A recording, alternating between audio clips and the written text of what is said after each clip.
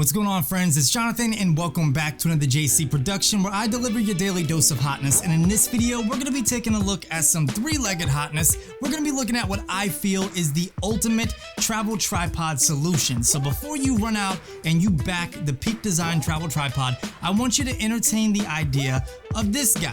Now, I'm not saying that the Peak Design tripod is bad by any means. This video isn't meant to bash that product. However, I just think I have a great alternative that is available now, and the price difference between these two tripods is pretty substantial. So without further ado, let's go ahead and take a look at the iFootage Gazelle TC5. The Gazelle uprise tripods come in two different sizes and two different models. You have the TA6, you have the TC6, you have the TC5, which I have here, and then you have the TA5. TA stands for aluminum, TC stands for carbon fiber. The number at the end stands for the amount of feet that the tripod can extend to. So for instance, the TC5 that I have is a carbon fiber tripod that can extend up to 5 feet. The TA5 comes in at $219, the TC5 comes in at $339, but I'll leave links to all of them down in the description if you feel like checking them out. In comparison, the Peak Design travel tripod comes in at $289 for the aluminum model and then $489 for the carbon fiber model. Now these prices are only if you choose to back that tripod. The normal retail price of these tripods comes in at $349 for the aluminum and $599 for the carbon fiber. Literally, the iFootage is almost half the price of the retail price of the Peak Design travel tripod. Definitely something to think about. Okay, so let's go ahead and take a look at the TC5 from iFootage. You can see it comes in a nice carrying case. Now, one thing I gotta give the Peak Design travel tripod is the case is so snug and so tight fit and form fitting that it's amazing. You can take the case and the tripod, put it in a backpack, and have no worries. This one's a little bit more bulkier, but it does have a trick up its sleeve. So you can see it's a nice case. It's got two handles here. If you open it up, you can see you have the TC6 right here. So inside there is a little Velcro latch right here that you can be undone, and then that's going to allow the top of the case to extend out. So that means you can fit this tripod and this bag with a fluid head. And this is great for people that shoot video and travel with the fluid head because you can keep everything together, nice, neat, in a travel-friendly pouch. One thing I really like about this tripod is the fact that it features a 3/8" screw right here, meaning that I can attach various ball heads and fluid heads to it, and it's going to work just fine. The Peak Design travel tripod cannot do this without the purchase of an additional $25 adapter.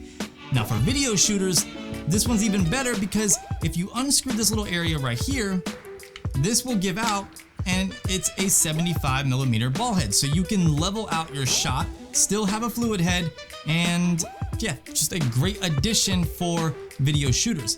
Now, this also features a telescoping center column. So if you unscrew this area here, the center column will slide in and out. That way you can adjust the height of your camera in order to frame your shot perfectly. Now, if you combine that center column with the ball head, that already creates a unique experience with this tripod because most cannot do that. Just like the Peak Design travel tripod, the iFootage Gazelle series has a low mode, meaning that you can remove the center column in order to get the tripod as low as it can get to the ground. But if you want to go even closer, you can invert the center column, hang the camera upside down between the legs, and it can go pretty much all the way to the ground. And this really opens up doors to even more creativity. Of course, you'll have to flip the footage in post, but you can get some really creative shots. If you like to mount accessories to your tripod, such as articulating arms, magic arms with lights or monitors on them, unfortunately with the Peak Design travel tripod, you can't do it. Correct me if I'm wrong, but I have not found a threaded mount or threaded hole on the Peak Design travel tripod from the videos and pictures that I've seen. With the TC5 here, you have a dedicated threaded solution right here, giving you the ability to mount whatever accessory you want right to the tripod. So both of these tripods are travel friendly, but I gotta give it to the Peak Design travel tripod. The design is outstanding. I love the flat style legs and how they fold together. It reminds me of my Sackler tripod in almost every way, and I commend them for all of the R&D that they put into designing that tripod. It's beautiful.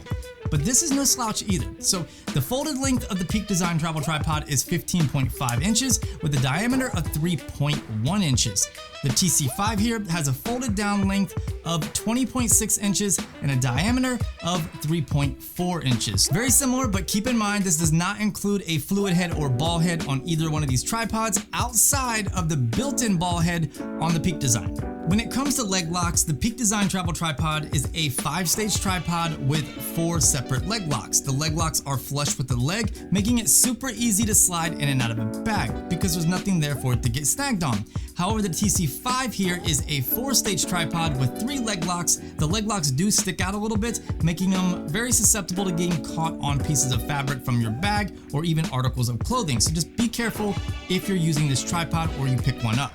The TC5's leg locks are very easy to open, but yet very strong and rigid and hold everything in place whenever it's closed up. They extend really smooth, almost like butter. There's really no effort whatsoever if you ever need to extend them. You pretty much can just undo the locks and then things will just drop out naturally. If you look close, you have little gaskets in between each section. These are to keep moisture, dust, debris, sand, and other particles out of the column itself. That way everything stays nice and smooth, so it's giving you like some weather resistance.